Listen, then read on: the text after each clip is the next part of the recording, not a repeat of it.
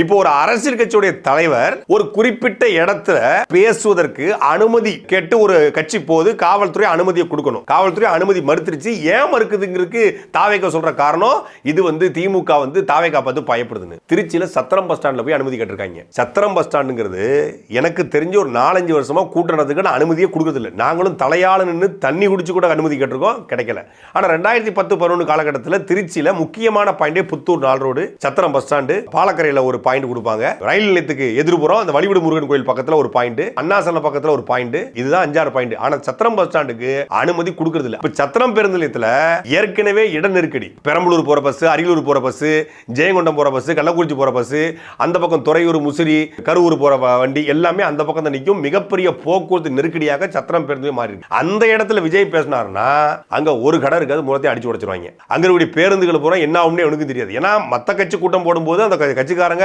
வந்துட்டு கலைஞ்சு போவாங்க. இவங்க கூட்டம் போட்டதுக்கு அப்புறம் இந்த கூட்டத்துடைய இடம் எப்படி இருக்குங்கிறது உலகத்துக்கே தெரியும். அப்ப இந்த கூட்டத்தை கூட சத்திரம் பேருந்துல கூட்டம் போட்டா அங்க பேருந்து நிலையம் சத்திரமா இருக்காது, வெறும் சத்திரமா சொல்லுவாங்கல்ல, அது சத்திரமா மாறிடும். ஏற்கனவே சத்திரம் மொத்தமா சத்திரமா மாறிடும். அப்படிங்கிறத காவல்துறை பயந்து போய் விஜய் மேல பயம் இல்ல, இந்த அணில் குஞ்சுகள் மேல பயந்து போய் அங்க கூட்டம் வேணாம்ப்பா அப்படின்னு சொல்லிக்கணும். அங்க அனுமதி கொடுக்கல.